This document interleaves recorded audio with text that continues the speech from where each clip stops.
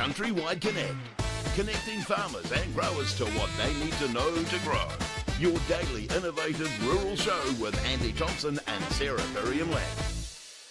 Well, welcome to the CountryWide podcast, and we are covering off the articles that are within the Autumn 2026 edition. One of the highlight articles in the agribusiness section that I really enjoyed was titled The True Cost of Cheap, and you could apply that to a lot of things within the agri sector and on farm, particularly around capital infrastructure, when we're talking about whole of life thinking, in this instance about irrigation design. Stephen McNally joins us on this episode, who is the Principal Technical Advisor at Irrigation New Zealand. Stephen, what are you seeing out there when it comes to the performance that we're getting out of the infrastructure, or simply not, by poor design? Yeah, well, there's some physics involved. There's the physics of water passing through pipes, and that creates friction, and friction means energy. And as we know, these days, electricity hasn't got any cheaper over the last few decades. It's one of the key inputs to an irrigation system for that whole of life cost. So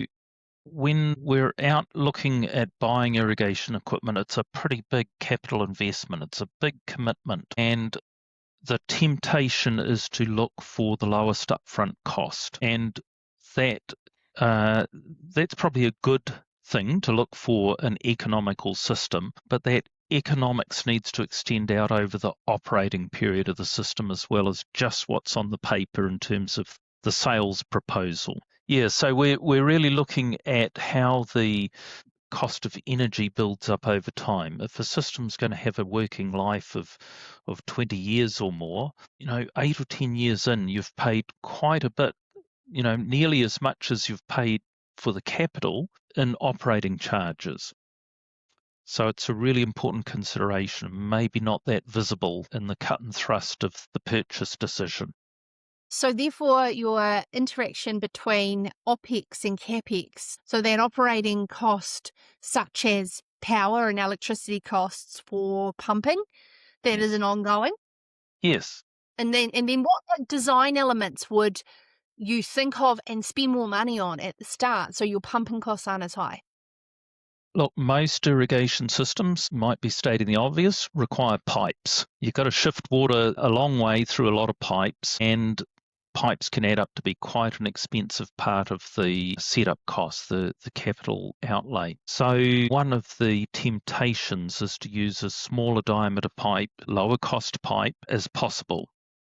The problem with smaller diameter is it accelerates the water. It means that the same amount of water's got to go through a smaller diameter. It goes faster, creates friction, and friction burns energy. So the offset is you've got to put a slightly bigger pump in. Now, the cost of the pump can be a big amount, but it's the energy that the pump burns over time is the more significant factor to take into account. So it is a design decision that needs some understanding of what the economics is during the design phase. The temptation to undersize pipes to win a deal maybe might not actually be the best outcome for the owner of the system long term. So what can farmers do to sort of trust the sales pitch versus the reality? Yeah, well, look, it requires a pretty high level of technical understanding from the purchaser. So how do you get that? So we've got some guidance material at Irrigation New Zealand that drives that discussion between the purchaser and the sales process, that asks to look at KPIs, key performance indicators.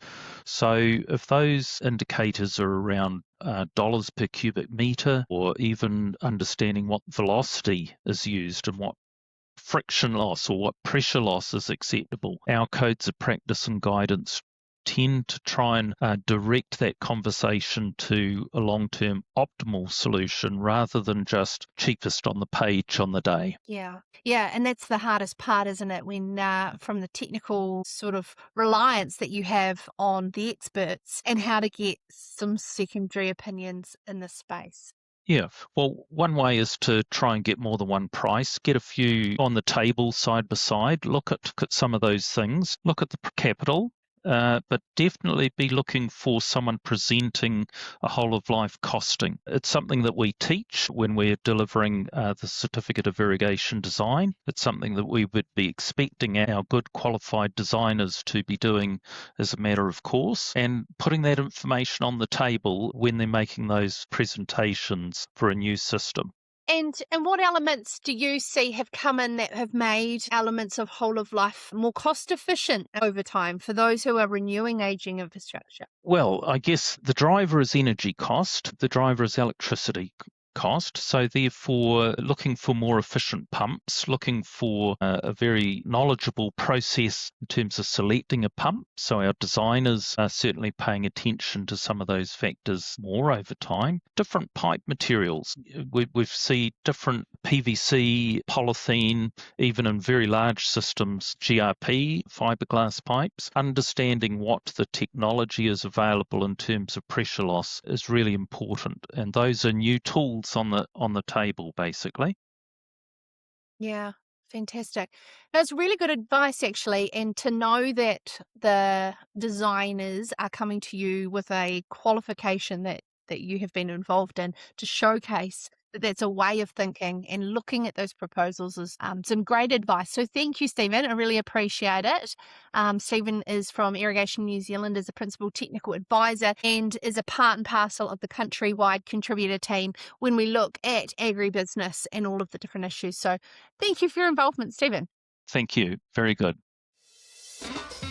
CountryWide Connect, connecting farmers and growers to what they need to know to grow. Your daily innovative rural show with Andy Thompson and Sarah Perriam-Lampp.